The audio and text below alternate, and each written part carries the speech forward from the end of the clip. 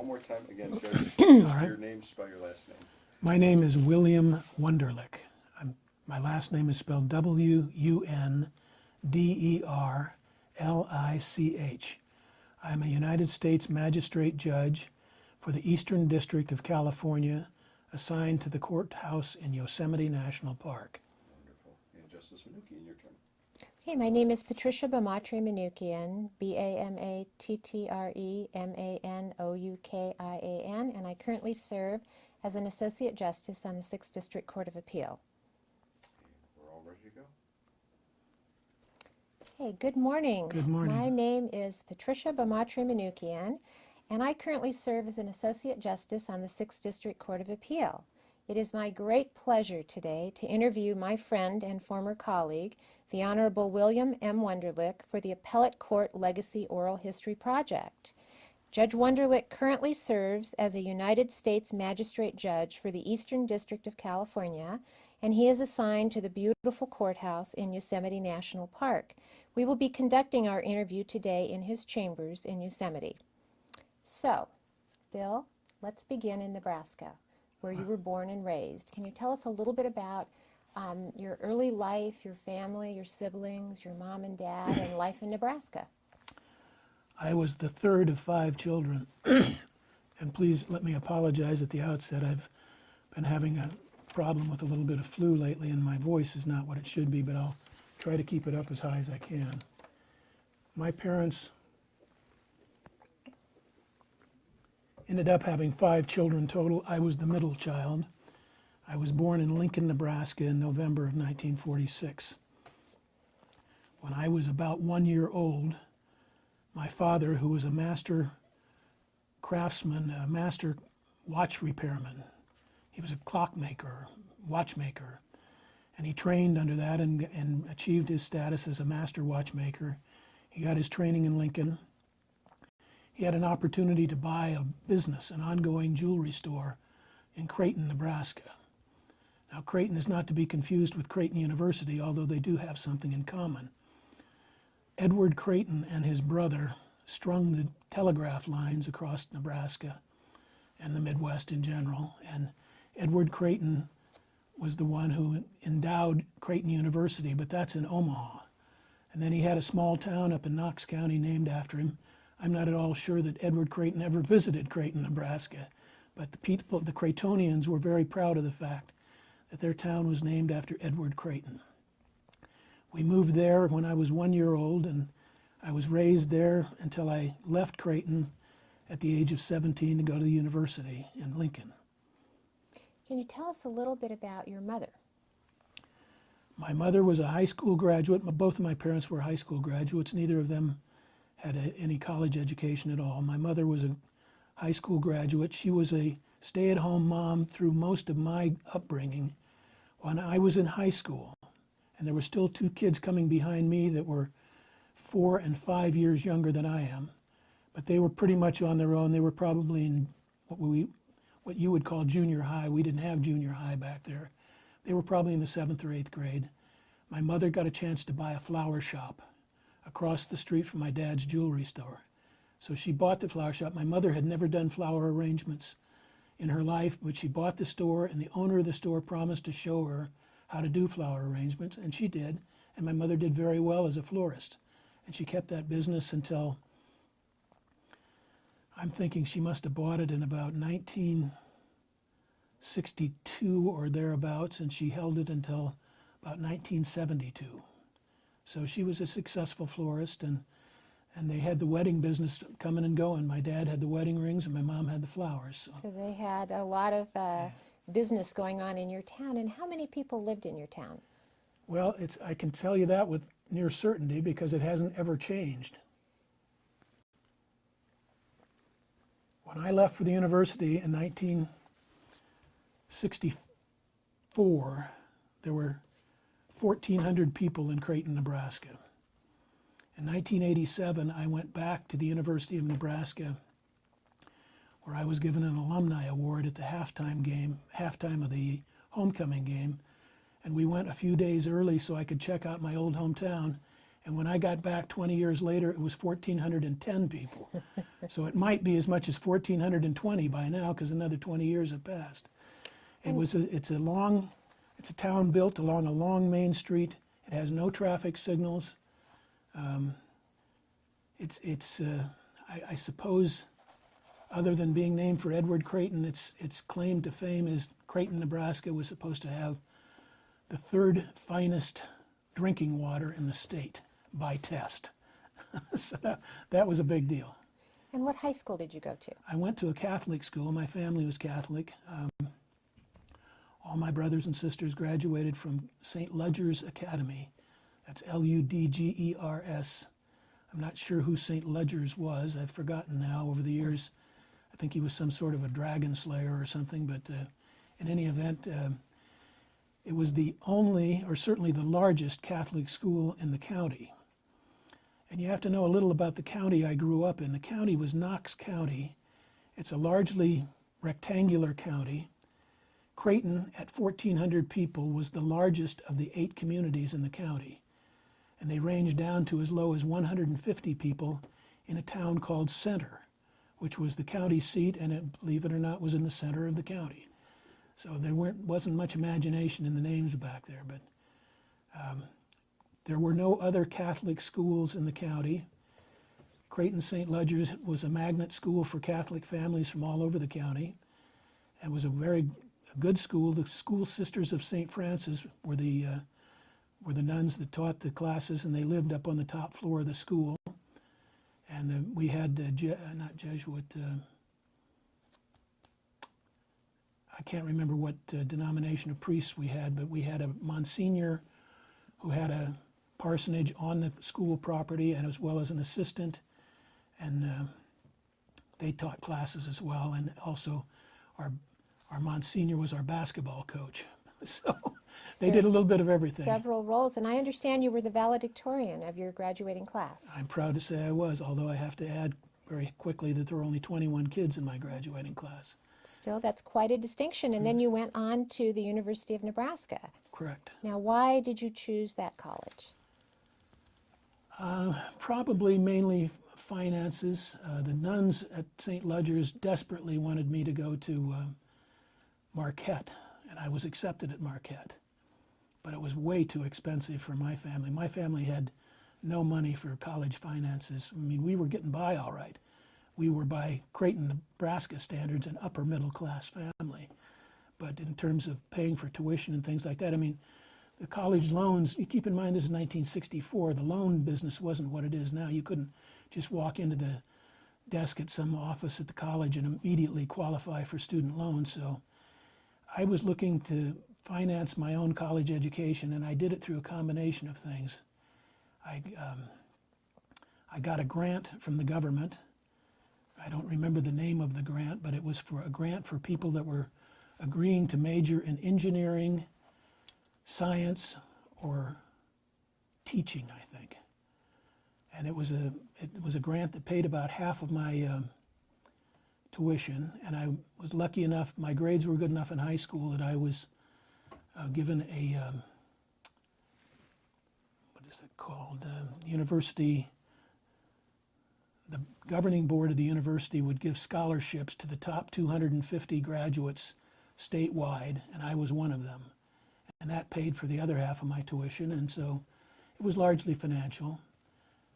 But, and plus, I mean, even in those days, the Nebraska football team was something to be reckoned with, so I kind of wanted to be near the epicenter of the action. So That would be the Cornhusker action there Correct. in Nebraska. But also another wonderful thing happened while you were going to school there. As I understand it, you met your wife. that is correct. Can you tell us a little bit about that? Well, it's kind of curious.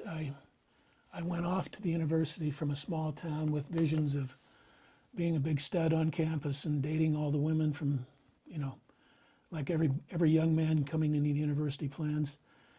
And the university started something that year that they had never done before. They had observed that the incoming freshmen were having a hard time melding with the upperclassmen. And so they decided to start a thing called freshman camp. And it went on for several years, but this was the first. And so they selected 50 incoming freshman men and 50 incoming freshman women to attend this freshman camp. And it was conducted out on the Missouri River at some, I don't know if it was a Boy Scout encampment or what it was. There were cabins there. There were large rooms where they could serve meals and hold lectures and things like that. And the idea was to have a weekend where the new underclassmen could meet with some of the professors and some of the existing upperclassmen to get a better feel for what they were in for. So this was the first weekend of classes at the University of Nebraska. And that's where I met Norma. And we were married about 4 months later. You were married while you were a freshman at the University of Nebraska. Correct. And how old were you when you got married? I had just turned 18. 18. And how old was Norma? She was 18. And you've now celebrated how many years of marriage? Last January was 43. 43 years. So tell us a little bit about your days at the University of Nebraska. You were married your freshman year and attended classes? And I always worked at the University of Nebraska. I always had a job of some sort.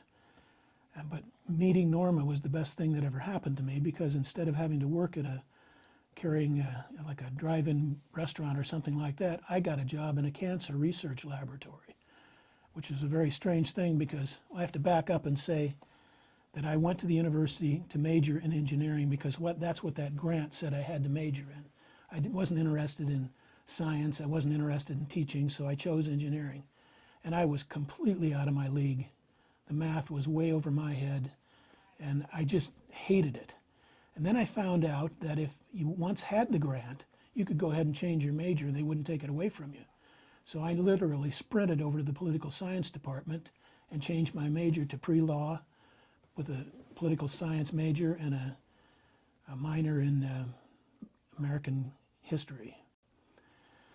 So here I am, a political science major, working in a cancer research lab. And the way that all happens is Norma's father was a very famous research scientist. And by famous, I mean internationally famous.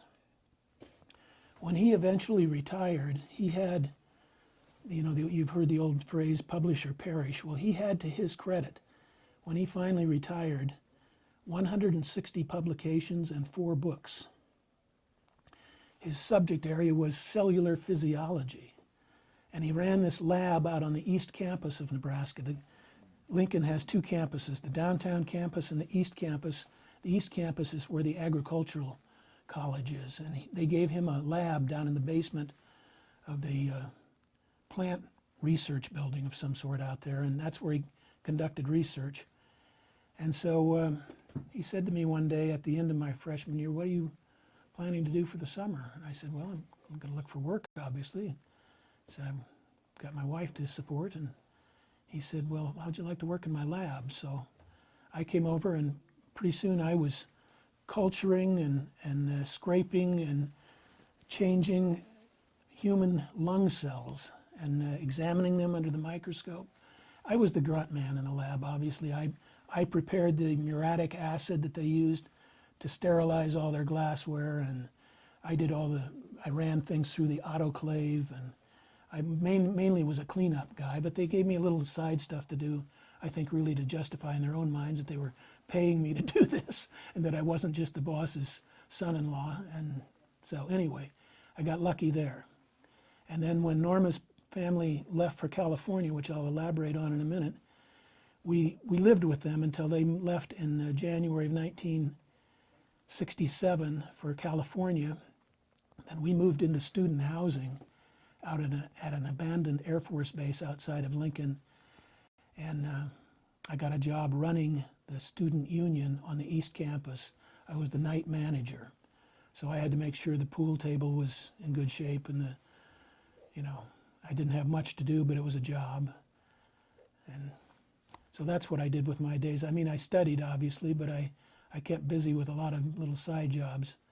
And that's kind of the history of my academic career. Excuse me. Can I move this? You're ready? I forgot where we were. Tell me where we were. Rolling again. I'll ask you another question. Okay. Okay, so while you were at the University of Nebraska, I know you have 3 wonderful sons. Can you tell me, were any of those born while you were a student there? 2. We got married in January of 1965, and our first son was born a year and a week later. And as we laughingly tell people, we finally figured out after that what was causing it. So we had 2 sons within, we had one a year later, and then 18 months after that we had another son. So by the time I graduated in June of 1968, we had 2 boys. And because I had been used to working, going to college, it didn't bother me too much, the idea of working my way through law school. And now we get back to Norma's parents.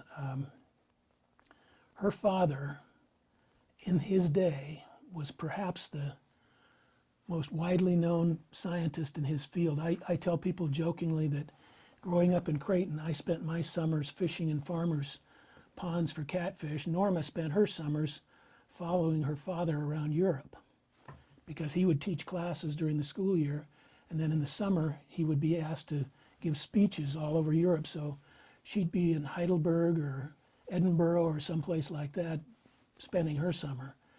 She gets very angry when I say that because it wasn't every summer, but it was more than I was doing from Creighton, I can tell you that. Anyway, he was so well known that he never dreamed this would happen to him. The University of Nebraska had this draconian rule in those days that you must retire when you're 65 years old, no exceptions. So her father, kind of smugly perhaps, assumed that they would make an exception for him. So he went to the chancellor and said, you know, I'm going to be 65 in a few years, and I'm bringing an awful lot of money into this university in grants, and I assume you can look the other way on the 65 rule. I'd like to work till at least until I'm 70. And he says, sorry, no exceptions. He says, seriously? And he said, yeah, no exceptions. He said, okay. Now, he had a former graduate student who had been bugging him for years to come out to the University of Pacific in Stockton.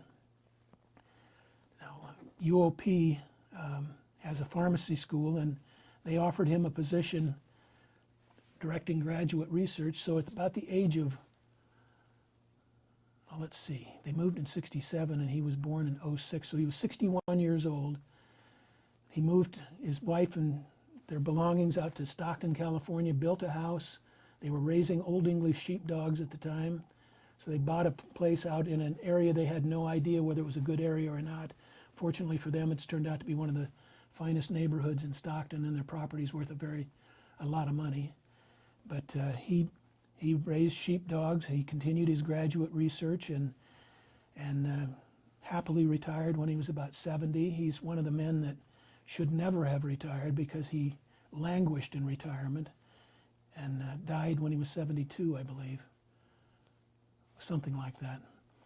Anyway. So when you graduated? So when I graduated, getting back to UOP, McGeorge had always been a night school. In 1967, the very year my father-in-law came to Stockton, UOP bought McGeorge. So here's this fine night school who has these tremendous passage rates on the state bar exam. And I should have seen it coming because I'm not that obtuse, but suddenly we get this call from Norma's parents senior year at Nebraska saying, why don't you guys come out to California for spring break? We'll pay for everything. We'll send you the air tickets. We'll show you a little bit of California.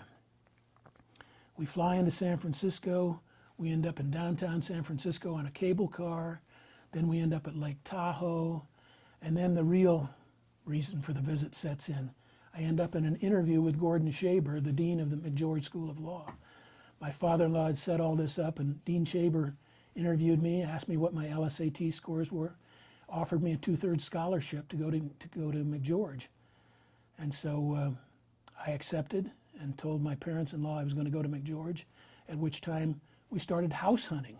I'm a 21-year-old kid, and they're looking for houses in Sacramento, and of course houses in those days were peanuts. They bought a house for $16,200, took a $600 down payment. The payment on including the taxes and everything else, insurance, was $141 a month. So we lived in our own house while I was going to law school, and it was a pretty great deal. But I went to McGeorge because I knew I could handle the pressures of being a night student working during the day. I was used to that. And so when I got to Sacramento, I looked for anything I could, and I found a job as a management trainee for Allstate Insurance Company that lasted about as long as it took for them to find out I was going to night law school, because they were planning on me being a manager. So they decided in no uncertain terms I probably should look elsewhere. So less than a year after I took that job, I went to work for the State Board of Control in Sacramento. As you know, that is the agency that screens the tort claims against the state of California. And I worked there for the better part of 2 years, maybe a year and 3/4. And I was going to law school with a good guy who's still a very famous practicing attorney up in Sacramento, named Emilio Veronini. And he goes by Gene. Gene Veronini and I were very good friends. Our wives were good friends. We socialized together, and I still consider him a friend, although I haven't seen him in years. But Gene had been working for the budget analyst for the state of California, and he couldn't stand his job. So curious things happened in Sacramento in 1970.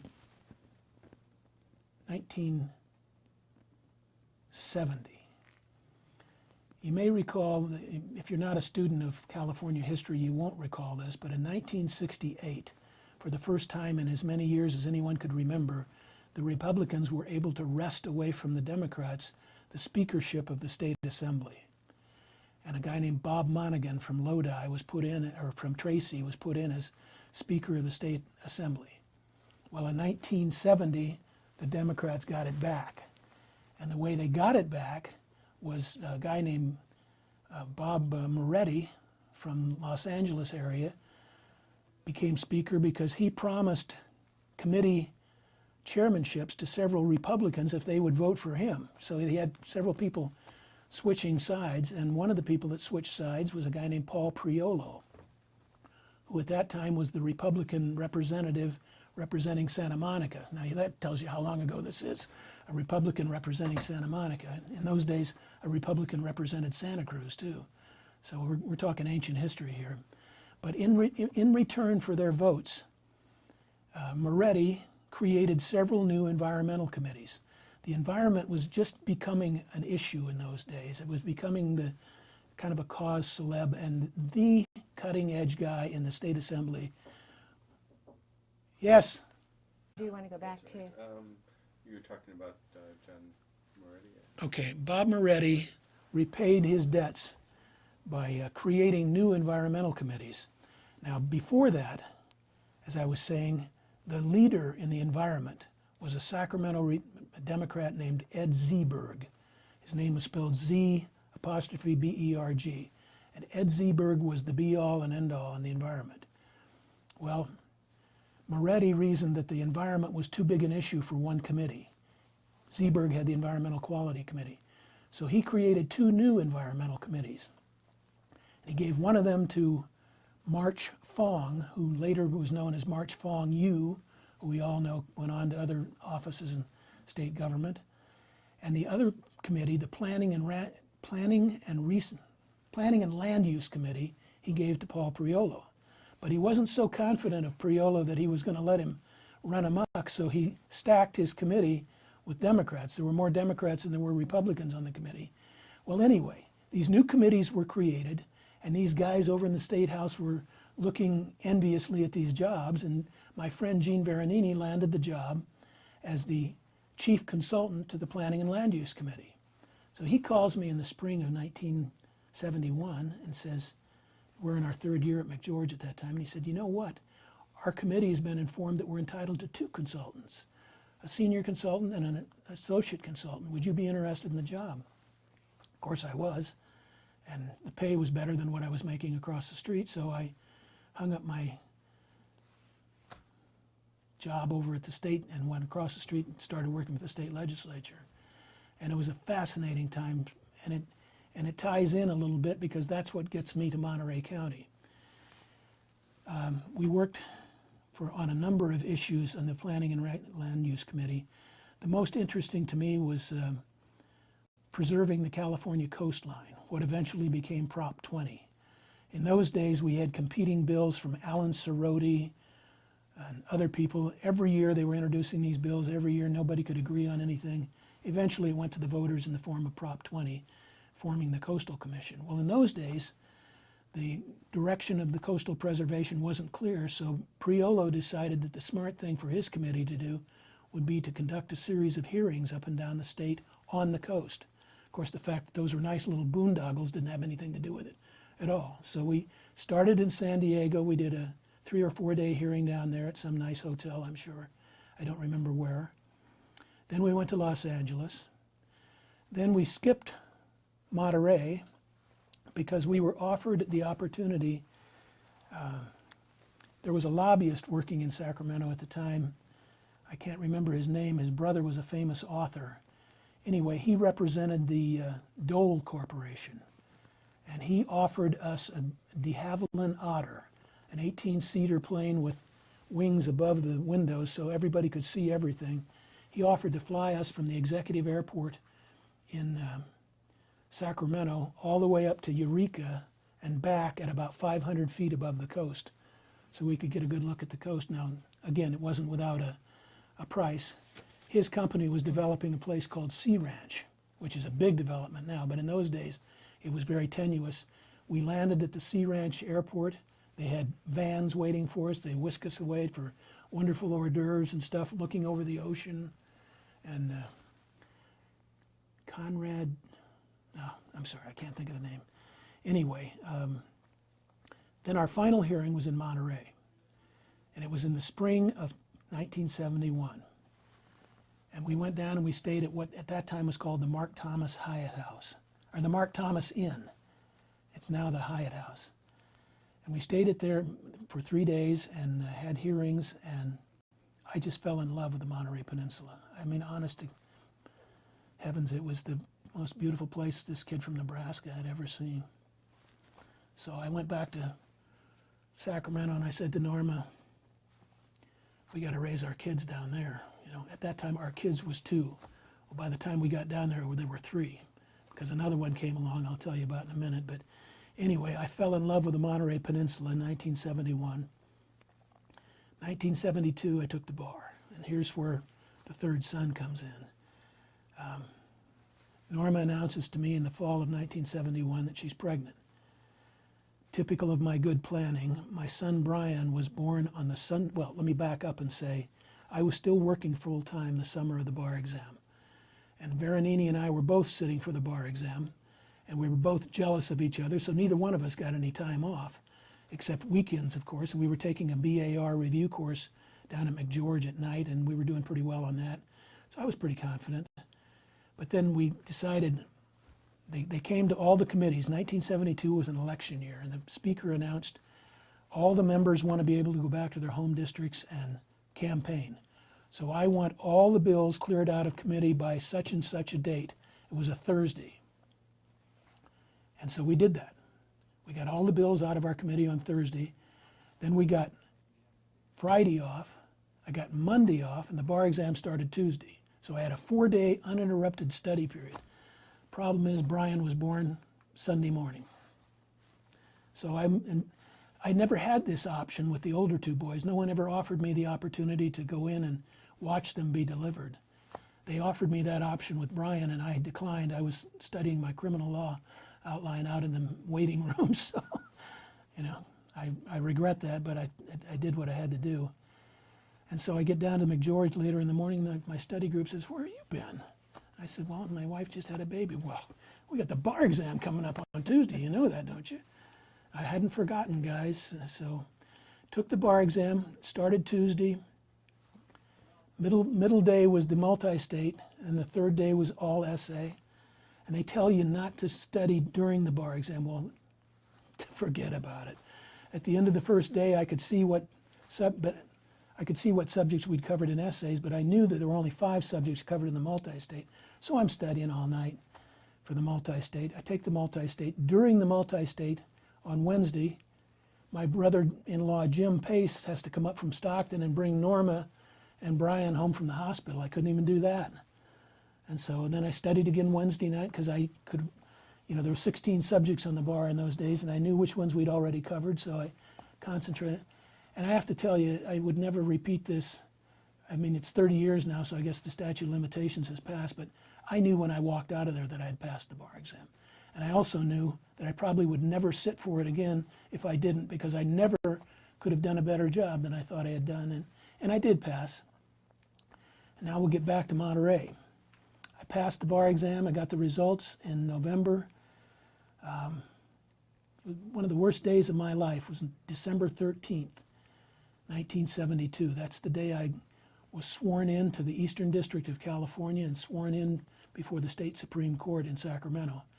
And when it was all done, all my buddies were talking about where they were going, who they were going to work for. I walked back across the street to the state capitol, back into my little, rabbit warren of offices back in there where I was writing speeches, and I'd been doing the same speeches for 2 years. And I sat there and said to myself, is this why you went through 4 years of McGeorge to write speeches for some politician? So I had a name. There was a guy I had met at McGeorge. He was a year ahead of me. Good guy named Bill Reed. And I knew that Bill Reed had gone to work for the DA's office in Monterey County. And Monterey, anything in Monterey County was attractive to me. So I called Bill Reed. And it's one of those crazy calls that stands out in your life, like the call you get, whatever. But I called Bill Reed and he said, "I can't believe you're calling me today. They're just about to close the deal. We've got an opening down here, but they're not real happy with their applicants. Can you put together a resume?" And there was no such thing as faxing anything or emailing anything. So I had to type out a resume, put it in the mail, and mail it to him. And I'm proud to say that's the only resume I ever wrote in my life. I got a call a couple days later from Bill Curtis, who was the district attorney of Monterey County. And my interview process was completely in reverse. Normally an applicant for work down there goes to Salinas and interviews with Bill Curtis's chief lieutenants, and then if he's good enough, or she, they get an interview with the boss. Well, I got my interview with the boss to begin with.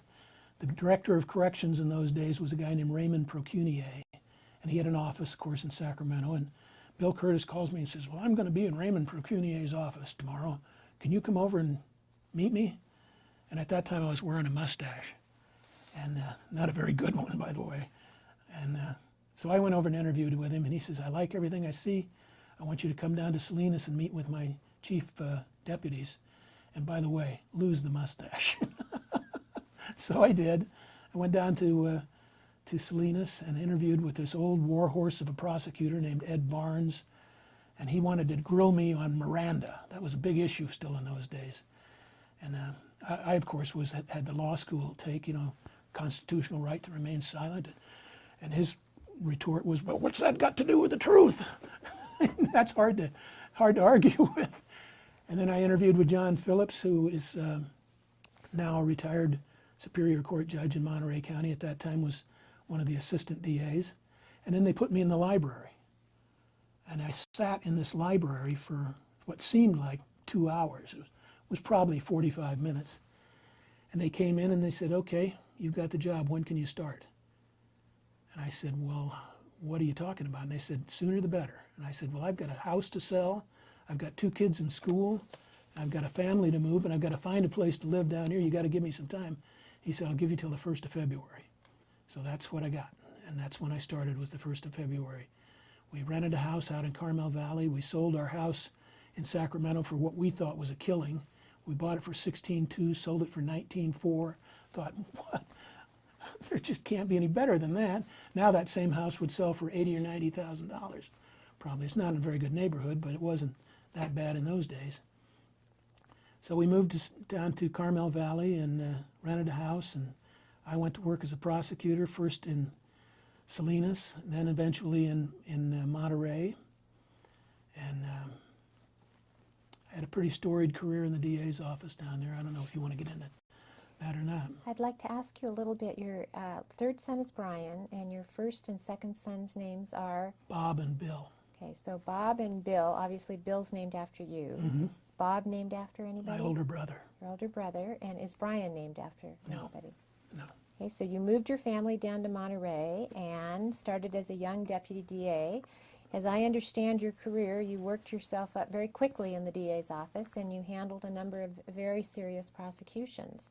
Are there any cases that you tried that stand out in your mind that you'd like to talk a little bit about?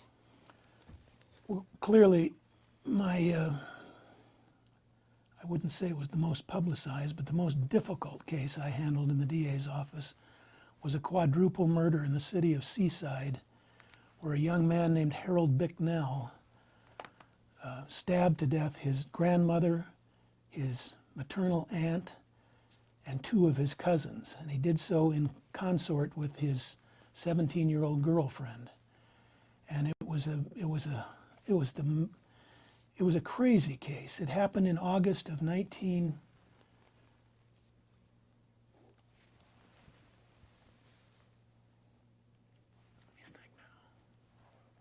Would have been August of 1977. No, probably 76. Probably 76. And, you know, Charles Manson was still on everybody's tongue in those days. And what happened here was this family, this elderly woman and her daughter, and the daughter's daughter and another cousin, were living in this tiny little apartment in Seaside. It couldn't have been much more than 700 square feet. And so the blood and gore in an apartment that small, when you have 4 victims stabbed up to 50 times each, was amazing. But the most amazing thing was, or one of the amazing things was, the bodies weren't discovered for a couple of days. That happened on I'm kind of making this up from whole cloth right now because I don't remember the exact days of the week, but I'm going to say that it happened on a Saturday. And the family took exception and kind of raised their eyebrows when Grandma and her daughter didn't show. They were very devout Baptists. And there was a visiting minister in town who was giving lectures on Sunday, and they didn't show up. They didn't show up again on Monday. So on Tuesday morning, another daughter of this older woman told her husband, on the way to work, stop by and check on Mom. So he went over to the house, and the porch light was burning, and there were lights on inside, and what he saw just horrified him. He immediately called the police. What had happened was these bodies had mainly exsanguinated all over everything. There were pets in the house that had traipsed around and left bloody footprints everywhere, and there were bloody human footprints all over the house. So what had happened, I don't want to get into that yet, but anyway, the police were called in. They had no suspects. In the meantime, Harold Bicknell had joined the Navy, and he was down at the Navy recruit depot in San Diego, and eventually he was developed as a suspect. And the arrest wasn't made till Halloween Day that year. So from August until Halloween, the Monterey Peninsula was frozen with this case. They couldn't get they were paralyzed with fear that somebody like a Manson family was out there, because the butchery was beyond belief. One of my good friends was the deputy DA on call, and he went to the scene, and the next thing he was out in the gutter puking. You know, it was unbelievable. Nobody in law enforcement that worked in that case had ever seen anything like it before or since. So they arrested Harold Bicknell in October of that year. I'm trying to think now if that was 76 or 77. I think it was 76. Now, one of the things that they had noticed when they went into the crime scene were these human footprints. But they didn't appear to be human footprints left by the planar surface of your foot. They appeared to be clothes. So they reasoned that whoever did this had stockings on and they were walking around. So there was a very bright detective named Alan Fries working for the Seaside Police Department. And any time they had a suspect that they brought in for sentencing, or questioning,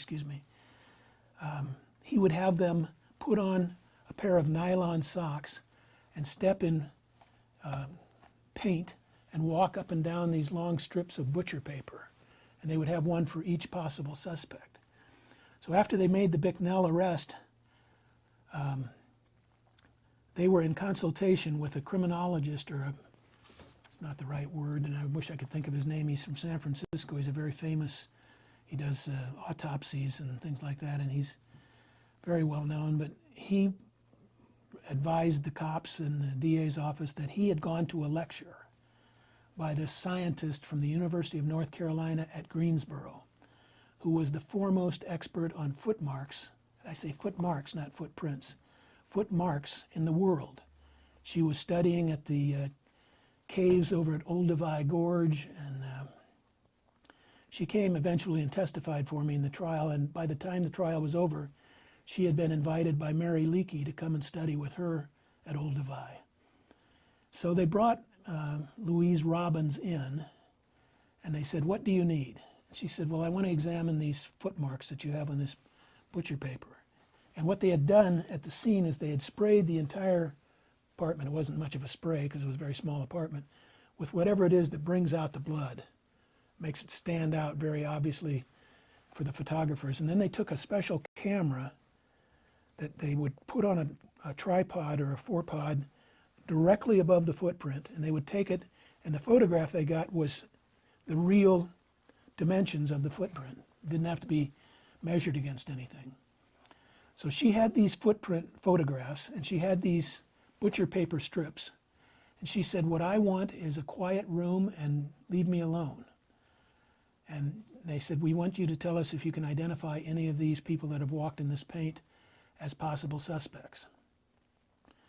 She goes in the room, and she's in there for a while. She comes out and she says, "I've identified Harold Bicknell as a suspect." She said he's about 5'6". He's sounds like Irish heritage, perhaps. He weighs about such and such, and she was just dead on her description. And then she said, "But I've got another suspect for you." Now they never knew that there were two people involved until this happened. She said, "There's a person that you call Milligan. Milligan was also in that room. She walked around. She's a not prepubescent, she's a pre-adult, probably 16 or 17 years old. I think she was, in fact, 17.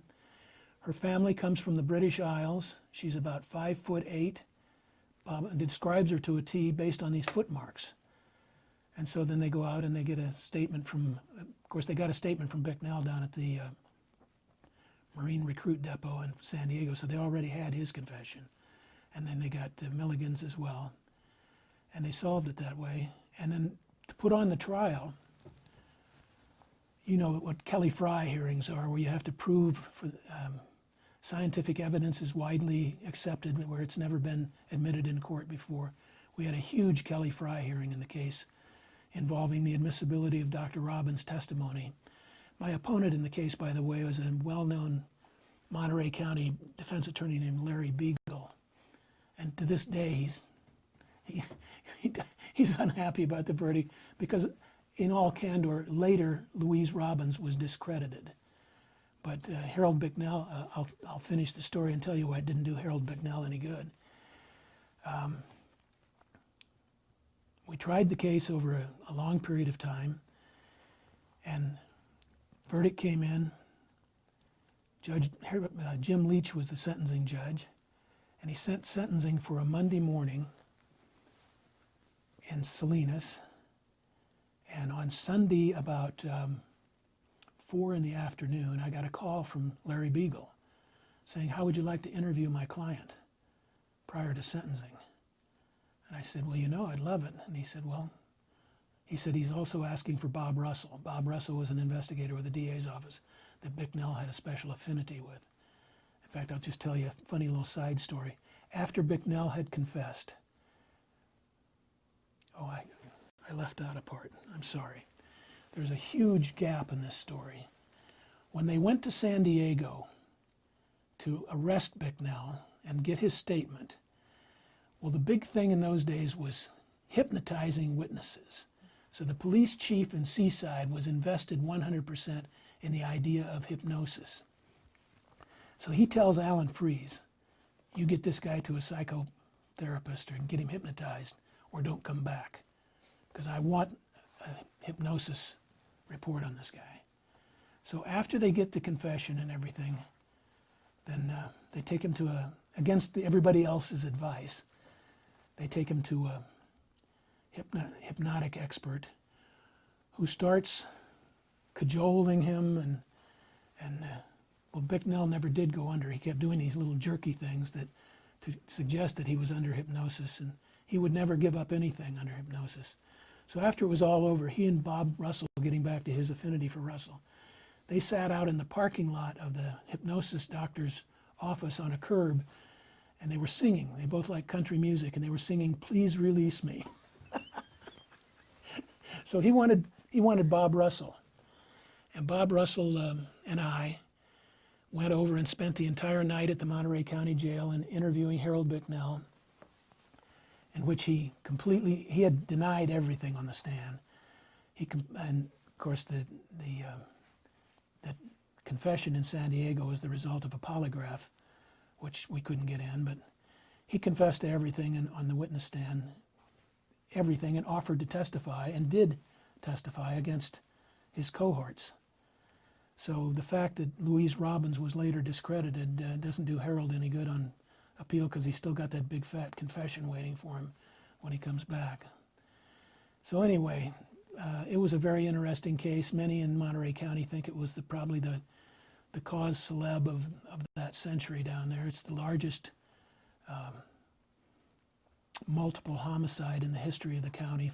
4 people killed, and I was lucky enough to get the case from Bill Curtis, who, you said, I advanced quickly in his office. He assigned me murder cases early on and trusted my judgment, and I had a good career in the DA's office. And you enjoyed what you were doing. You enjoyed being in court, and you enjoyed trying cases. Yeah, and that's kind of crazy, because in law school I was all about land use law, and I was into coastal conservation and the Williamson Act and second home subdivisions and things like that. I didn't like criminal law in law school, so I had to kind of start from scratch when I got down there, but I learned to love it. And I enjoyed what I was doing, and I always felt like I was on the right side of the aisle, and I never felt like I had to apologize for anything I was doing, and I tried always to be ethical about my decisions, and I think I gained a reputation among the defense attorneys as a straight shooter. Well, and certainly all the articles about you and all the comments support that, but I noticed you left the DA's office in about 1980 with a wonderful career underway and some very serious cases assigned to you. You left in 1980. Can you tell me a little bit about that? I had a wonderful career going, but they were paying me $40,000 a year. And I had just won a huge murder case. You may remember in downtown Monterey, very near the big hotel that used to be called the Doubletree. It's now called the Portola Plaza. Just catty-cornered across the street is a very famous Italian market called Troya's Market. Sam Troia was going home with the day's receipts in January of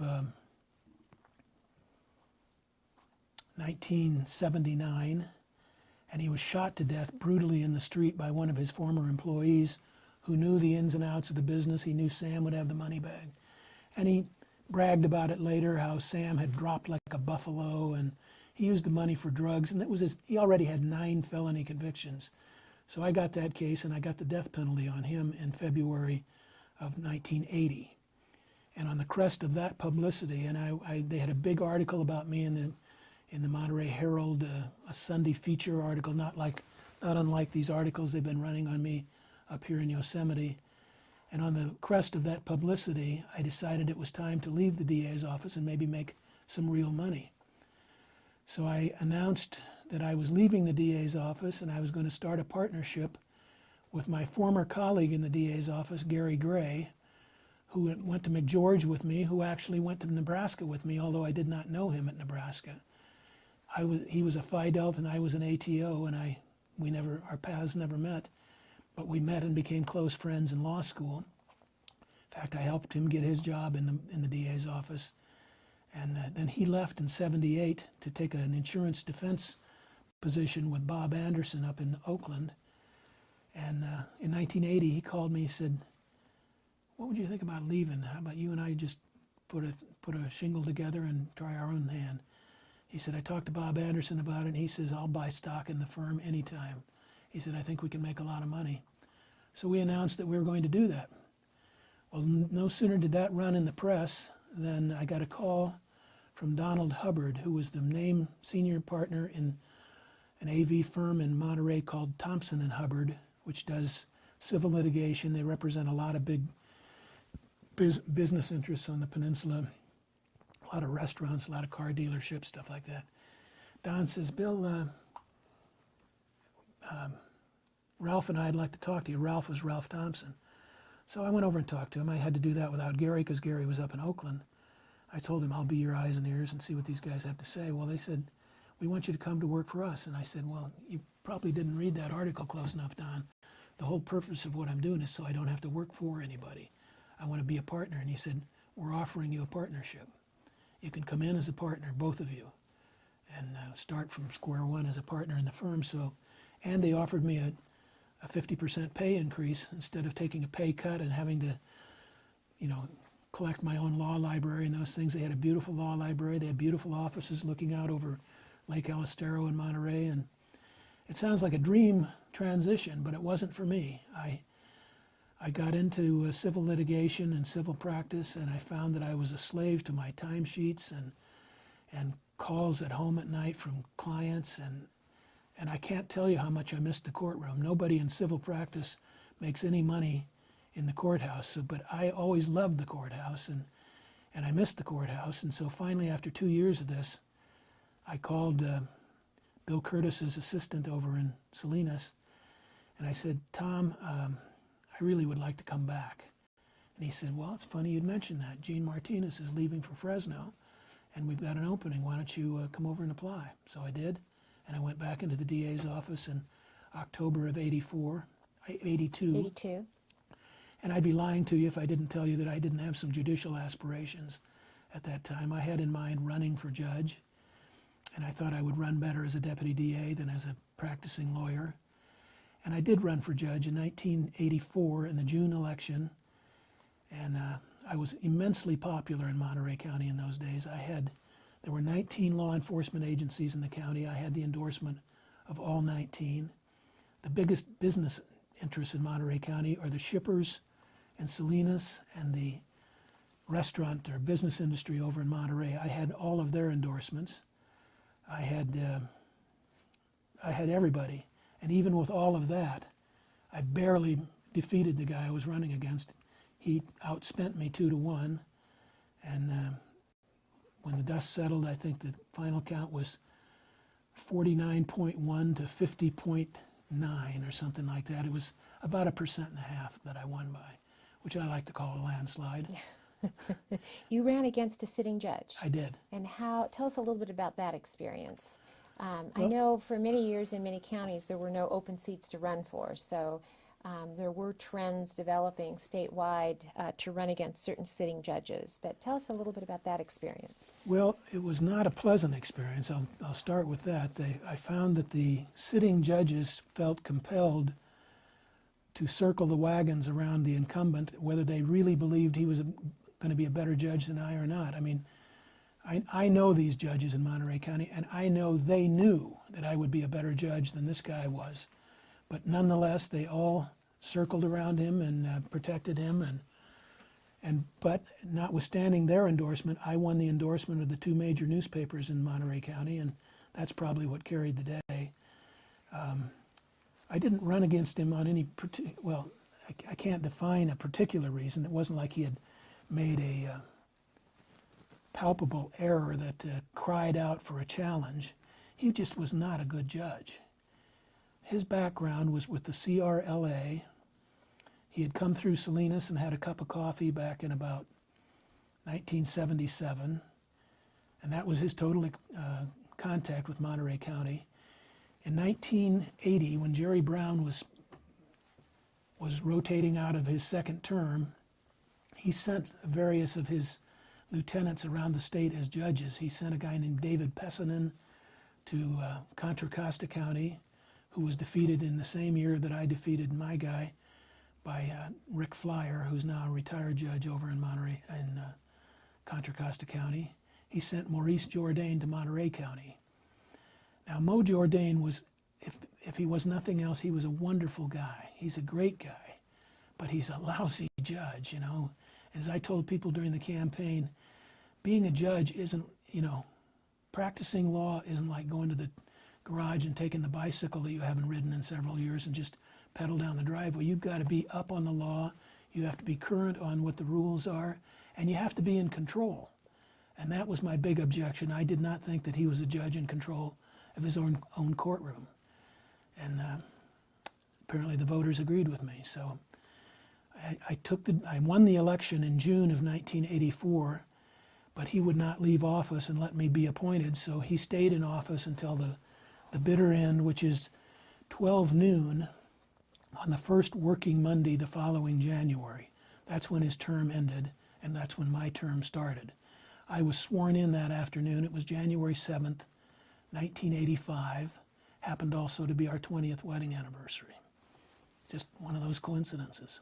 And that was a Superior Court seat. Superior Court seat, for. yes. And you served on the Superior Court for about 8 years until you came to the Court of Appeal. Correct. Are there any cases that were of particular interest to you, or any assignments in the Superior Court that you'd like to discuss a little with us? Well, perhaps the most challenging assignment I had was juvenile court. In a small county like Monterey County, you don't have the luxury of having one judge assigned to delinquency cases and another to dependency cases. One judge does all the cases. And that was the case in 1986 and 1987 in Monterey County, and that was my assignment. It was a tiresome assignment. As you know, it's just a steady diet of bad stories, bad families, bad kids. And it was in those days that Len Edwards was working in Santa Clara County to try to encourage everyone to take a minimum of a 3-year assignment in juvenile court. And I went to Len, I said, Len, I'll take a second year, but I can't do 3. He said, good for you. Do as many as you can. He said, it's important to the kids. And in those days, you may recall, Patty, that one of the new kid assignments on the bench when you were a new judge was to go to juvenile. And that's, I think that's a tragedy, and I think that has since ended. It's almost like sending someone to family law court because they're a new judge and no one else wants to do it. Well, the families in crisis are no place for a new judge to get on the job training. So one of the toughest assignments I probably had was juvenile court. I then was the presiding judge of the court in 1990 and 1991. And one of the things that I'm proudest of,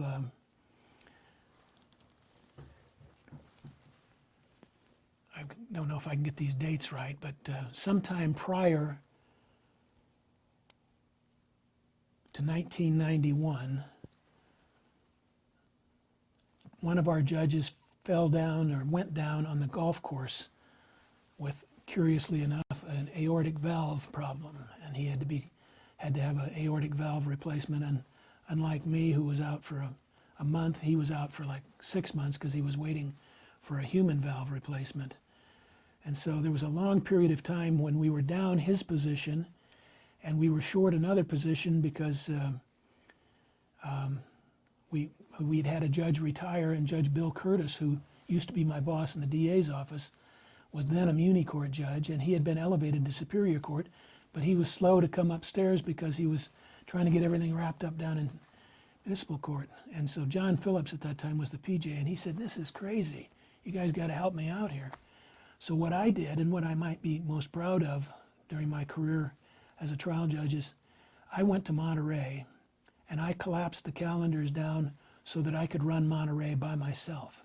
It had always been a 2 or maybe even 3 judge assignment, but I streamlined things with settlement conferences and bench trials and things like that, so I could run Monterey by myself and take that onus off the judges in Salinas. And I was amazed at the time that it worked, and I'm still amazed. So I would say that might be my best achievement as a trial judge. Well, you know, and as I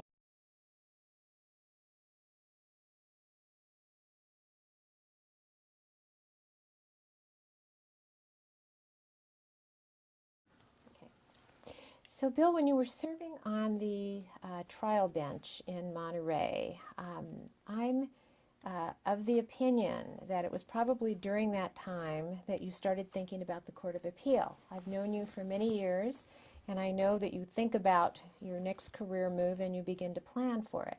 So tell us a little bit about your decision to apply for the appellate court seat. Well, unlike many of my career decisions, this one came a little flat-footed for me because I did not know that Nat Agliano was planning on retiring. He called down to Monterey County in a conference call between John Phillips. John is about 4 years older than I am, and I was about 45 at that time. So John was in his late 40s. Nat Agliano called us and he said, I'm going to step down and I want to have a hand in who my replacement is. He said, I believe the governor will appoint a judge as opposed to an attorney. I believe that judge will be a Superior Court judge as opposed to a municipal court judge.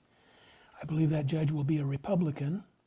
And I believe that judge will be a young judge as opposed to an old judge. And he said, the only two people in Monterey County that fit that description are the two of you. So get together and decide which one of you wants to go for it and then go for it all the way. So we hung up the phone. I looked at Phillips and he says, I don't want it. He said he had sat on assignment up in the Court of Appeals and did not enjoy himself. So he said, I don't want it. You go for it. So I did. Of course, I didn't know at the time that there were going to be other strong applicants like Nathan Mahara. So I suddenly found the first person I found myself at odds with was an influential attorney from Monterey named Andy Church, from Salinas. A big law firm in Salinas is Abramson, Church, and Stave, and Andy Church represented at that time most of the growers. And he was hugely well connected. And you need to know a little about contacts in Monterey County. I mentioned earlier I tried a case in front of a judge named Jim Leach. Well, Jim Leach's brother is Howard Leach. Howard Leach cut his teeth as a grower, first of all, and eventually a financial planner down in Monterey County. He's a graduate of Yale. He's very closely connected with the Bush family, and he was named ambassador to France during the first term of Senior Bush, I think it was. In any event, Howard Leach carried huge sway in who was going to be named to replace Nat Agliano. And first of all, I was up against Andy Church. Andy Church had Howard's backing. Well, the problem with Andy Church is he didn't bother to disclose to the governor that he was recovering from prostate cancer. And you know, being non-disclosive to the governor is a no-no on any level. And so Andy was found not qualified. And so one day I saw Andy on the street and I said, how's it going? He says, well, he said, I just got a call. I'd been unceremoniously dumped. He said, I'm no longer in the running. And I said, good, do you mind if I talk to Howard then? He said, go for it. So I talked to Howard and Howard pulled in behind me. And then I find out about this guy from Santa Clara County who's got all the Asian American judges and lawyers associations backing him, and a great guy. I know Nate from down at Dana Point. I admired him down there in a class. He had the most comprehensive script for taking a plea that I'd ever seen, and he was good enough to forward it to me. So I knew he was going to be a formidable opponent. And I'll just flash up to Sacramento, and I'll tell you the story I heard later from Chuck Puchigian. Chuck Puchigian was the appointments secretary at the time, and he was tearing his hair out because he had this strong candidate from Santa Clara, and he had all these growers and everybody pushing for this guy from Monterey. The appointment should come from Monterey County and nowhere else. Monterey County should have a presence on the court and blah, blah, blah. Whether that's true or not, I agreed with it at the time, and I still do. I think Wendy Duffy was a great appointment. So anyway, what to do. Well, then, out of the blue, Walt Capiccioli Yes. announces his retirement, and Chuck Puchigian's line to me was, he said, the day Walt Capiccioli announced his retirement, did you hear my sigh of relief from Sacramento? Because now the governor could appoint both of us, and he did, and we were both sworn in on February 4th, 1993. However, you have seniority over Justice Mahara. Can you tell us how that happened? Well, we had to settle the seniority question by the flip of a coin, and we did so in the chambers of the court prior to my arriving there. And Judge Mihara felt that it was inappropriate for him to be personally in attendance at the court until he was actually sworn in. So I went up. I had no such compunction. So I was there, and he sent one of his research attorneys. I think it might have been Martha. Was that who it was? I think you're right. I think Martha was the one who was there. And so we flipped a coin, and she called on his behalf and lost. And so I had to defer to the lady, of course, and she lost the flip. So I was fifth in seniority out of six, and Nate was sixth. And so you gained seniority by the flip of a coin and started your work at the Court of Appeal. We were so glad to have you there and still miss you. And I want to talk a little bit about your work with us at the court. Okay. It's a big change from the trial court, going from the Huge, busy huge. hustle bustle of the trial court to this more academic environment. So what did you think when you got there? I felt like I joined a monastery. Honestly, it's the most monastical existence I've ever undertaken as a professional. I would go, unless I walked down the hall to find you or Nate or somebody to talk to, I could go weeks on end without seeing one of my colleagues. The only people I would see were my immediate staff and research attorneys, and honestly, I didn't like that. You know my personality well enough to know that I'm very ebullient, and I love people contact. I like nothing better as a trial judge than the hustle and bustle of cases moving in and out, and DAs and public defenders wandering in and out of my chambers and talking to me about the latest joke they'd heard or something like that. And I loved that about the trial court, and I got none of that at the Court of Appeals. So I missed the trial court, but I reasoned that the governor was smart enough to put me in with some very smart people to let me make some law, and maybe I better just try to make a go of it. So I did, and it was a wonderful experience. I stayed there over 11 years. Had this job not come up, I'd probably still be there. So it was a job I had to grow into, to answer your question. It was not a job that I took to readily. Well, when you came from the trial court, you worked on a lot of cases, a lot of significant cases that contributed greatly to the law. Are there any of those cases over the last 11 years that come to mind or that you're particularly proud of? I mean, as you know, and as I'm sure they know in the Legacy Project, we have wonderful, wonderful research attorneys who help us so much and support us, and we work in panels of 3. So it was a pleasure always to work with you, and I know a number of cases that I sat with you on are such significant cases. Are there any that you'd like to talk about? I can't name the name of this case, but I do know that a former public defender from Monterey County named Miguel Mendez went on to teach law at Stanford University. And he's written a book on criminal law, and in his section on attempt, he cites a case that I wrote. I can't tell you what it was. I didn't feel that jubilant about it at the time. I didn't think it was that important, but he did. And since he's the professor, I'll defer to him. You know, it's funny you'd ask me, probably the one that I think of most in terms of my career at the Court of Appeals involved you and Chris Cottle. It was a tax case. I started out gung-ho in one direction and changed my mind completely, and I don't remember what the issues were. I just remember it had to do with the county of Santa Clara and some use they wanted to make of taxes, and was it appropriate under Prop 13 and this and that. And you and Chris decided you wanted to go one way, and I wrote a long dissent, which I was quite proud of. The case went to the California Supreme Court. At that time, the Chief Justice was Malcolm Lucas. And the case was decided by the Supreme Court. They agreed with you and Chris, but Malcolm Lucas agreed with me, and in writing his dissent, he said, Justice Wunderlich said this in his dissent, and I can't say it any better. And then he proceeded to quote me for like 6 or 7 pages in his dissent, and I was pretty humbled by that, you know. I always thought a lot of Malcolm Lucas. And He was a wonderful CJ, and Chris and I remember that our names were not mentioned anywhere in the majority opinion by the Supreme Court, but your name was mentioned and your work was right there in the Chief Justice's dissent. Now, there's another case that comes to my mind, and since you have such a great memory, I'm sure you're going to remember your exact question.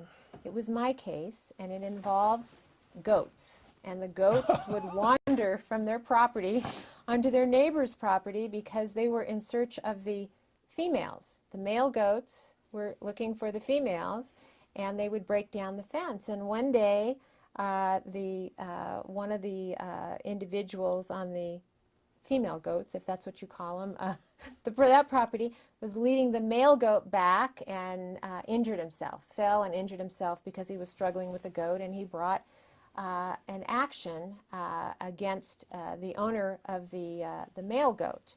And so the whole case involved these goats trying to get over to find the female goats. And your question from the bench, while we were having oral argument, do you remember your question from the bench? I do. Yes. And I remember the facts as being neighboring properties had she-goats and a male goat, Yes. a billy goat. Yes, the billy goat, that's And it. I think the females are called she-goats or ewes. I don't know what they're called, but they're female goats. And it had been their habit and custom, these two adjoining neighbors, that when it was time for the she-goats to be bred, they would open a little hole in the fence so that the billy goat could get to the females. And this particular year, the owner of the billy goat had said he wasn't going to do that. And if you want my billy goat, you have to come over and get him. And it was in the process of getting him and taking him back that the guy was injured. So one of his theories of liability was if you had let me cut the hole in the fence as you always had in the past, we would never have had this problem. So I was sitting listening to your questions, and I'm thinking. So my question to them was, did you feel some risk in not cutting open the hole in the fence? He says, I'm not sure I understand what you're saying. I said, weren't you worried about making the billy goat gruff? So bad humor. And that's my memory of that question also, and the rest of us were up there trying to control ourselves during the rest of the, There's the oral argument. so few opportunities for humor at the appellate level. And I truly believe, I'm not trying to be wax rhapsodic here or anything. I'm just saying I think there isn't a judge in this state that can survive, certainly at the trial level, without a very sophisticated and well-tuned sense of humor. And I've carried that into this courtroom, and of course up here in Yosemite, you have to have a sense of humor to just survive, you know. Well, we talk about that case so often because it is true. It's really hard to express a sense of humor in most of our cases. And certainly that one continues to live in the 6th District Court of Appeal. So you lived in, if I remember correctly, when you came to the Court of Appeal, you lived in Monterey County in a community known as Prune Ridge? Aromas. Aromas. Yes. Okay. It's on the very northern border. Aromas is a very curious little community. It's the conflagration of Santa Cruz County, San Benito County, and Monterey County. The main street is the county line. We lived outside in a planned unit development out there. We had a big house out there, and it was a nice commute for me because I could jump right on 101. As you go down 101, when you get into Monterey County, you know where that big red barn is that says Antiques on the roof. That's right where I would get on the freeway to head north to San Jose. So it was pretty good commute in those days, but then it got heavier and heavier. And that's one of the hardest parts about being from Monterey County and sitting on the 6th District is that Exactly. commute. But you had a lovely location and a lovely house, and we loved working with you. And then at some point you made a decision to move from Monterey County to Oakdale. Oakdale. And can you tell us a little bit about that, why you moved there and what you did while you were there? Well, Norma has always been a live-in mother, if you will. I don't even know what the politically correct term is. She has not been employed outside the home. Interestingly, I'll just say this as an aside, she was employed outside the home. When we were first married, she was working for a bank in Lincoln, Nebraska, and then when they found out she was pregnant, they fired her. Of course, we didn't have enough sense to bring a lawsuit or anything. It probably wouldn't have prevailed anyway. Probably wouldn't prevail today in Nebraska on that lawsuit. But she was looking for something where we could add to the, maybe feather our nest in retirement a little bit or something like that. So she watched this article one night on the 6 o'clock news out of Salinas on raising alpacas and how profitable it could be. Well, we knew we couldn't do it in Monterey County because it takes a fair amount of land.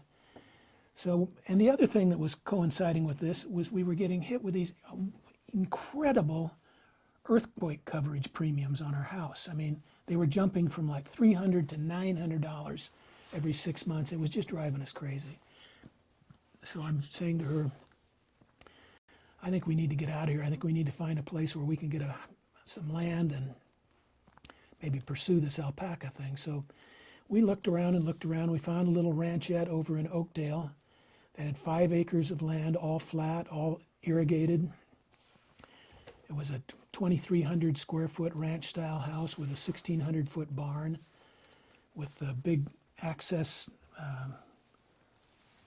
gates both front and back on the barn. You could drive a tractor right through the barn if the gates were up.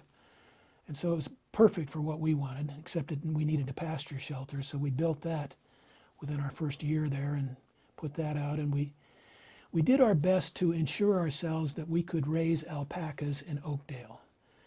The problem with that is that, I'll start with the alpacas. The alpacas come out of the Andes. They're very heat sensitive animals. They're used to cold temperatures, and Oakdale isn't cold.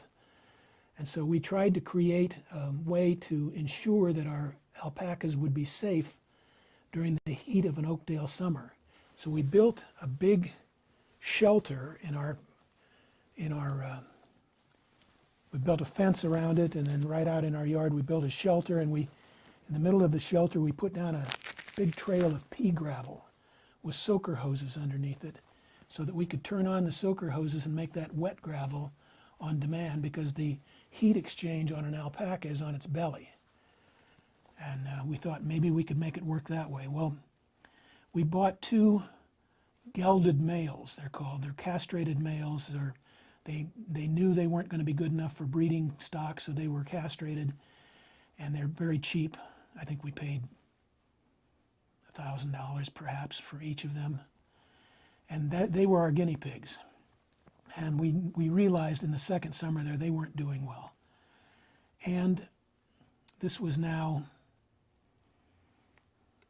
1998, I guess, maybe 99. And I knew I was going to be on the ballot in 2000. And I thought it might be the better part of wisdom to be living in Monterey County, living in the 6th district at least, if I'm going to be on the ballot over there. So we gave up our plans, because you have to understand that alpacas, as exciting and interesting as that sounds, a female alpaca with good bloodlines in those days cost $30,000. And we just didn't have the financial wherewithal to pull the trigger on a deal like that and have her go down with heat prostration. So we were never willing to take the chance, so we kind of turned tail and went back to Monterey County. But during the 2.5 years we were there, I was commuting to San Jose from Oakdale. It was a long commute, and you had 2 alpacas. Their names were? BB and Bucky. And then what did you do with BB and Bucky when you moved back to Monterey? We had friends outside of Sacramento in a town called Esparta who were raising alpacas, and they agreed to take them in and just basically feed them and house them. We didn't want any money for them. We basically turned them over to them. We didn't ask for anything in return except that they treat them well, and they promised, and we knew they would because they were good people and we'd known them over the years.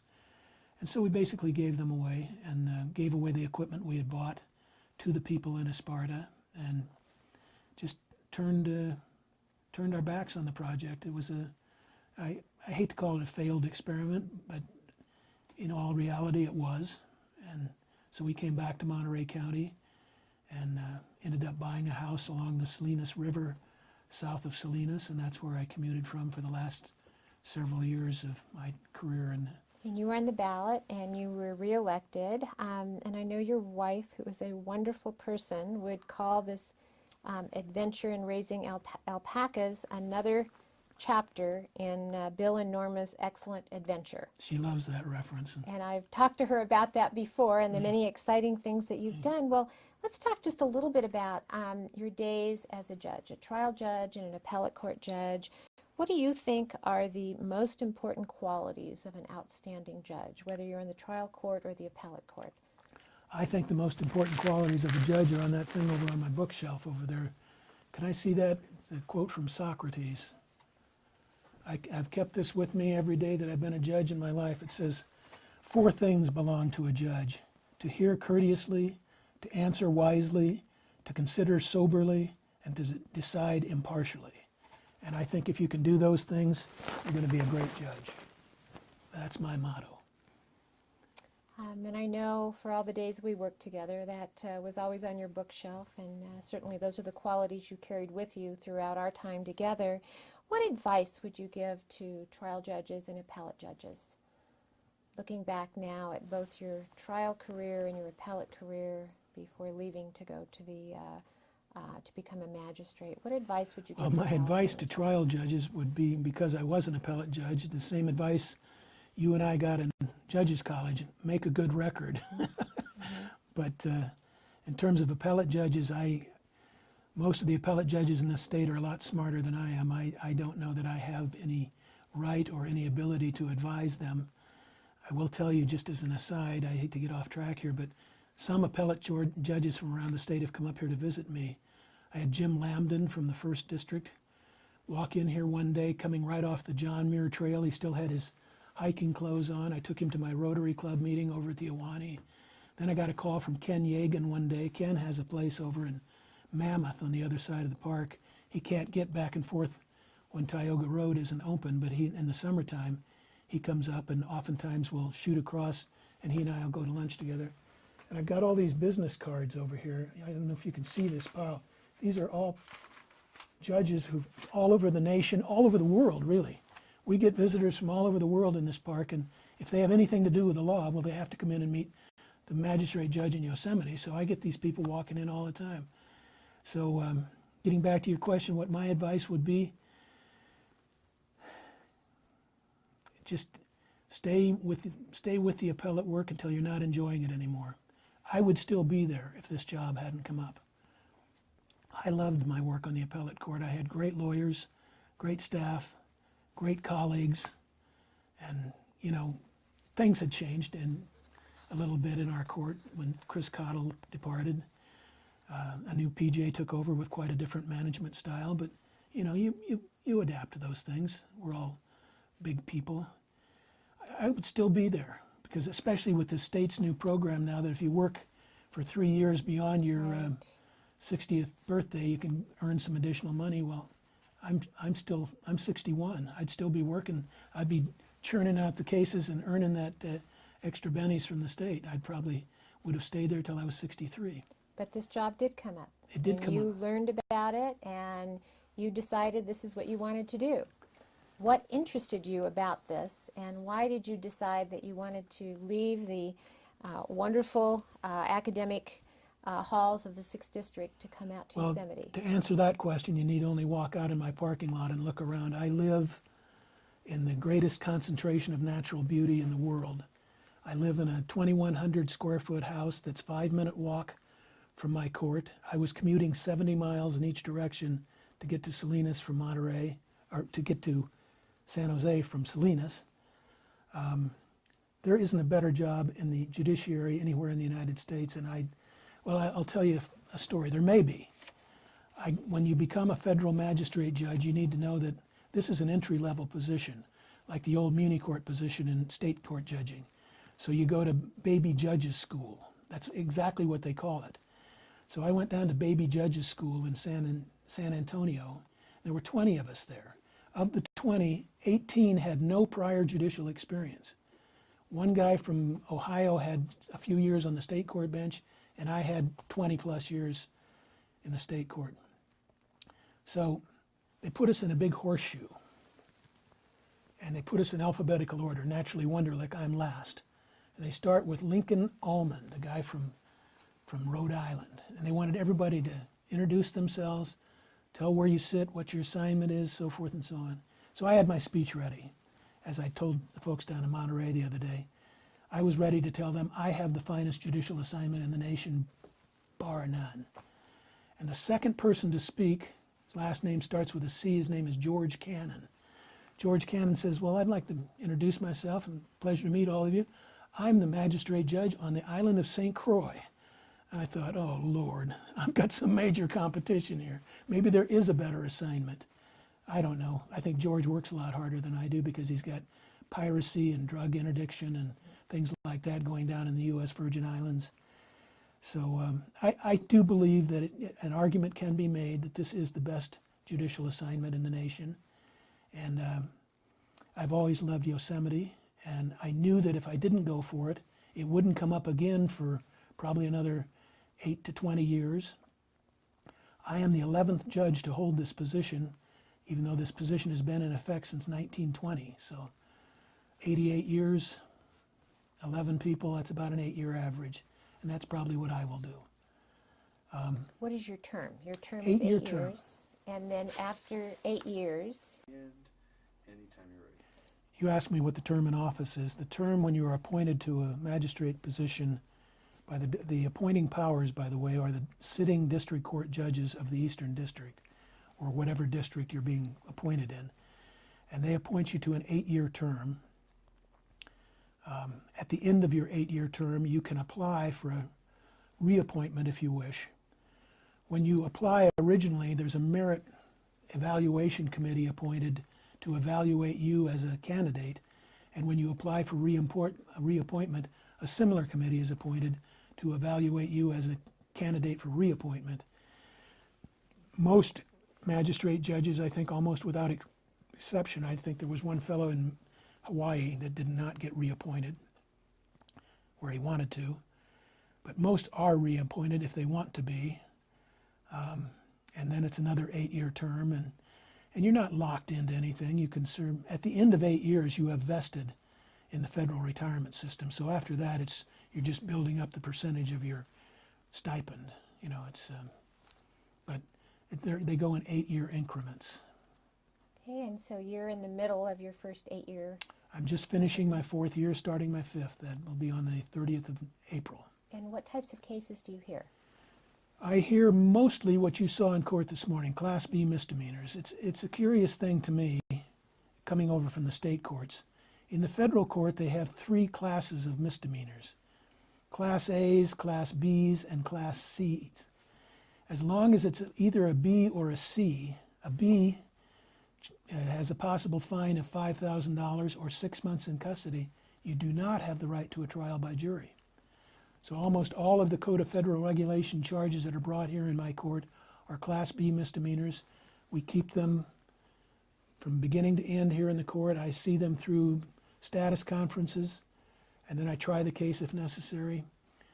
And the frustrating thing to me, I'll tell you, is I was used to being a hands-on trial judge in the state court. When I had a bunch of criminal cases on my docket, I would bring the lawyers in and I would basically manhandle them into settling their cases. You can't do that in federal court. By statute, the federal judge cannot participate in plea bargaining. So you just have to let the parties try to work it out, and if they can't, then you try the case. And I will tell you, even though people think this job up here in Yosemite is kind of cushy, it has its moments. Last year, for example, I had more misdemeanor filings in my court than any other magistrate judge in the Eastern District of California. I jumped from 243 the previous year to 321.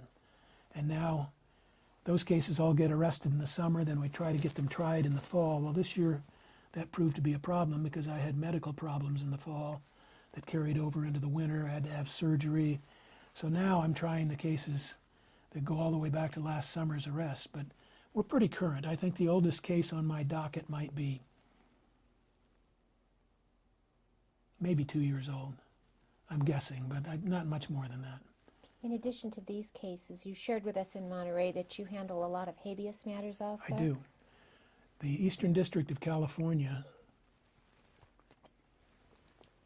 has the dubious pleasure of housing many of California's state prisons and many federal prisons because land is cheap in the Eastern District up and down the San Joaquin Valley.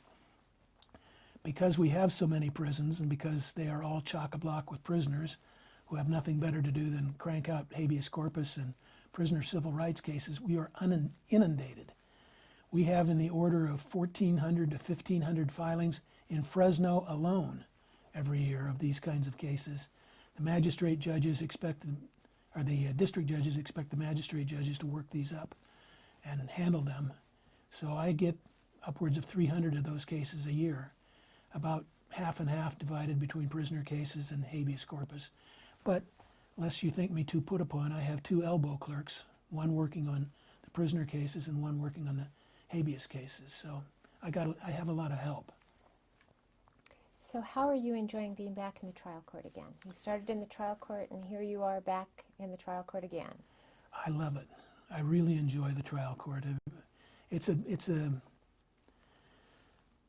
a different view up here because it's not like the usual trial court where you're in the middle of a busy courthouse and you have people coming in and out to talk to your clerk and stuff like that. Nobody comes up here. I have a federal defender. I'll tell you an interesting story about the federal defenders. The federal defenders are in Fresno.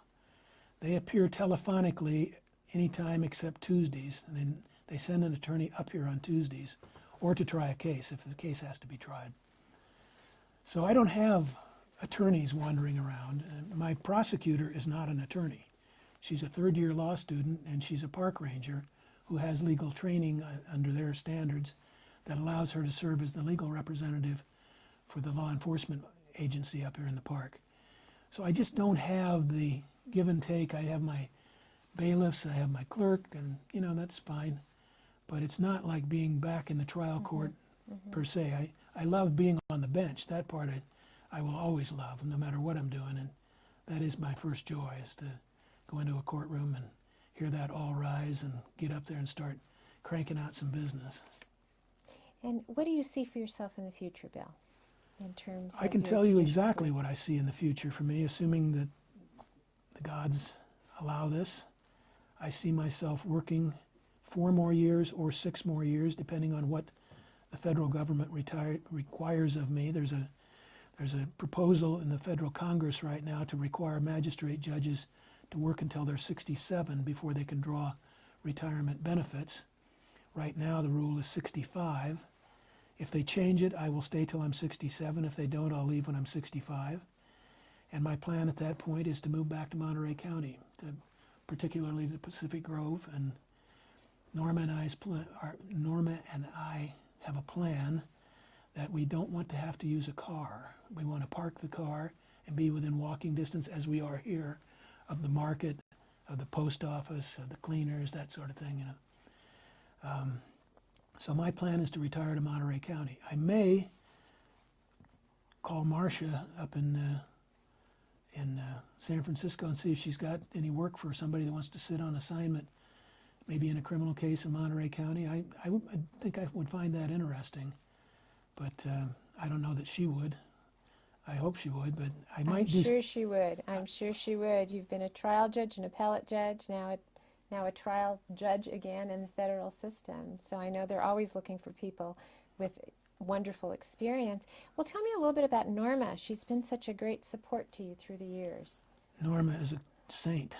Putting up with me, obviously she would have to be, but she busies her time doing travel planning. And she's a wonderful cook, so she does a lot of time online pulling up recipes and experimenting. I'm her guinea pig on some of her recipes, and I've never hit a clinker yet, as you can tell by looking. Norma is quite happy on her computer, planning vacations for us. She feels no driving need to be a career woman. Of course, she's 61 like I am. It's probably a little late if she did have the driving need. But she's just a great support person and has always been there. She was my campaign manager in 1984. She ran the campaign office. Everyone I know speaks so highly of your wife and her support for you and for your 3 boys through the years. And tell us about your 3 boys. What are they doing? My oldest boy and his 4 partners just sold a company in Colorado. They're in high-tech recruiting. They sold off some of their markets, They retained their Colorado market. They eased out one of their partners, and the 3 remaining partners have formed a new company, and they're going to continue in high-tech recruiting. He's doing very well financially. He lives in a house that Norma and I built in partnership with him when we cashed out our house down in Salinas when I moved up here. Rather than have the tax man come knocking, we reinvested in a residence on a golf course back outside of Boulder, Colorado. Our house sits on a golf course with a fabulous view of the Front Range and the Flatirons and stuff like that. Bob lives there and runs his company from there, sometimes from home, sometimes at the office. My middle son, Bill, is graduating in about 2 months, I guess, from Humboldt State University with a degree in computer animatronics, or whatever it's called. He does animation using a computer. He's an artist, basically, and has tremendous skills on the computer. My third son, Brian, was living with us until recently. He was the maitre d' at the Ahwahnee Hotel. He gave up that position. He got a little park fever. Everybody does when they come up here, especially when you're 35 years old and single and he looking for a social life. So he's back in Monterey County in Carmel Valley working for a new 5-star restaurant out at Carmel Valley Ranch, and also working at a prestige property in Big Sur called the Post Ranch, and doing very well. That's great. That's great. Now, as you were growing up and going through your legal career and your judicial career, are there 2 or 3 people that you would pick out as being maybe your heroes or your role models, your mentors? I mean, people that you really feel helped you find your path and your direction in life? In my legal career, there would be 2. One would be John Phillips, who's both in his role as my supervisor in the DA's office, where he would accept nothing less than absolute ethics, and he wouldn't allow any quarter, didn't expect any to be taken. He was a charging prosecutor, and he instilled that in the people that worked for him.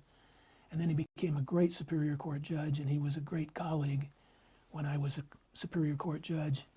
John Phillips is probably my mentor, one mentor in the legal profession. The other would be Chris Cottle. I thought Chris Cottle embodied all of these things and more.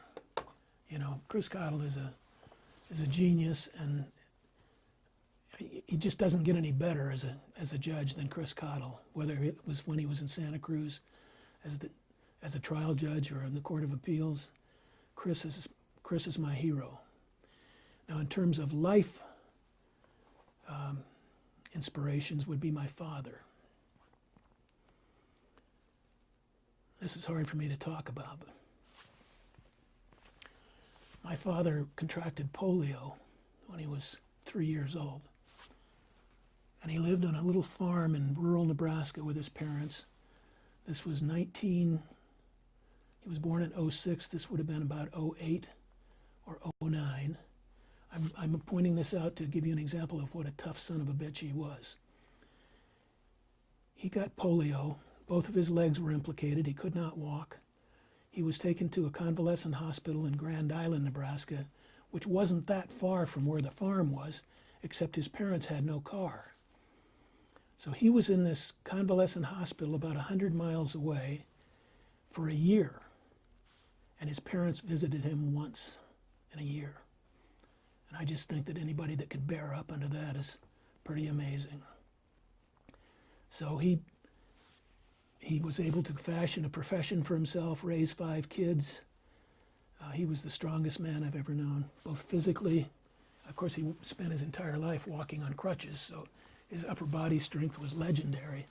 None of us ever wanted to box with him because he would sit down in a chair and offer us the boxing gloves, but you never wanted to try to move inside on Dad because you'd end up on the floor. He was a good boxer. He was a good man.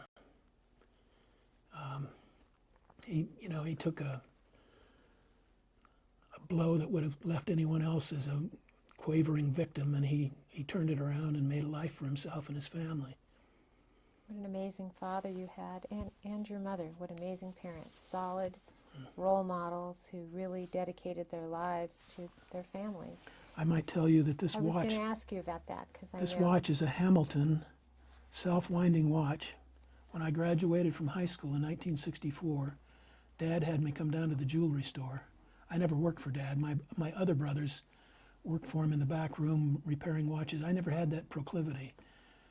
Obviously, I was a political science major eventually, so I didn't have that kind of ability. But I worked in the grocery store, and he had me come over one day, and he said, I want you to pick any watch in the store for your graduation present. And this is the one I chose, and I still wear it. And still think of your father every time you look at it. You know, I have one final question I want to ask you, but before I ask you that question, I want to ask you, is there anything else that you'd like to share with us on this interview that will be preserved forever about your life, your career, your family, or any aspect that I haven't inquired about? Well, I would share with you a letter I got from Jim Lambden shortly after I arrived up here. I might even be able to put my hands on the letter, but somewhere I have a letter from Jim saying, several of us were talking about you the other day, and some of them considered you a risk taker. I consider you a visionary. And he said, I was in the minority, but I still feel that way. And I guess that transcends over to, if you ask me a bit of advice, going back to my colleagues on the Court of Appeals, it's pretty easy to get sedentary on the Court of Appeals and get locked into doing the same thing year in, year out, same caseload, same output, same lawyers, same colleagues. I guess my advice would be never lose the ability to kind of watch for that unusual thing that might be on the horizon and go for it, you know. This was a pretty unusual career move for me to leave the Court of Appeals and come to the federal court. Of course, it happened to be Yosemite, but I'm not sure I would have done it otherwise. But I mean, sometimes there are little things that pop up that you just need to go for, you know. Take a chance. Don't always be in the same rut, and usually it will redound to your benefit. And you've actually just answered my final question. My final question was going to be, I have seen you as a risk taker. I have seen you see opportunities and prepare yourself and plan to pursue those opportunities. And so my last question was going to be, for our young lawyers and for our law students who will be watching these tapes and aspiring to the bench, in addition to that great advice, which was going to be my question about sort of seizing the moment, not letting it pass you by, following your heart, would there be any other advice that you would give our young people coming up in the profession?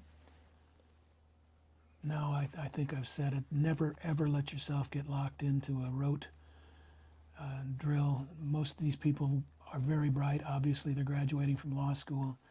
There may be other opportunities that present themselves completely outside the law. I read an article in the Chronicle recently about a woman who gave up a law practice to become a soup chef or something like that, and she's doing very well and she's enjoying it. And God bless her. I mean, I think if that's the kind of thing you need to do, I'll tell you, I told you I didn't like private practice. I'll tell you a near miss. We didn't do this one. It wasn't like the alpacas in Yosemite. Norma and I didn't pull the trigger on this one. In the summer of 1982, I had been in private practice almost exactly 2 years at that point, and I took my family to Maui. And my partners were horrified because I went for 3 weeks. And so I just went over there and we ensconced ourselves in a beach house owned by an attorney in Carmel. Got a good price on the rental, got a rental car, and we just spent 3 weeks enjoying Maui. And one of the things we did was we went up to the top of Haleakala for the sunrise, which is a very wonderful experience if you've never done it. We took sleeping bags and covers and stuff from the house, and we went up to the top, and I was dying for a cup of coffee. Just dying for a cup of coffee. There was no place to get a cup of coffee, even though there were hundreds of people up there, and there are hundreds of people there every morning. Nobody was up there taking advantage of all those thirsty people. So we came back from Maui, and I said to Norma, wouldn't it be great if you could develop a recipe for pineapple muffins, and I'll develop a coffee for Kona Coffee, and we'll get one of those, you know, trucks that have the lid that flips out and you sell coffee out of the side of the truck. We'll go up to the top of Haleakala every day and we'll sell coffee and pineapple muffins. I've never really ever told anybody this, but Leon Panetta knows about it because he was our congressman at the time, and I wrote to him and asked him what the process was for applying for a permit to do that, and he sent it back to me, and I don't remember now what the process was, but I didn't do that.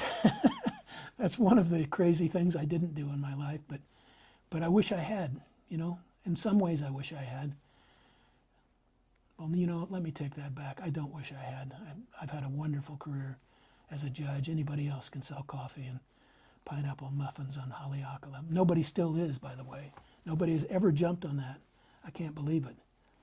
But anyway, to the young people watching this tape, watch for the alternatives, not only in the legal profession, but outside the box, as everybody likes to say. You know, it's a big world, and you're a bright person or you wouldn't be graduating from law school. So just always keep your options open and keep aware of your peripheral vision, anything that might pop up.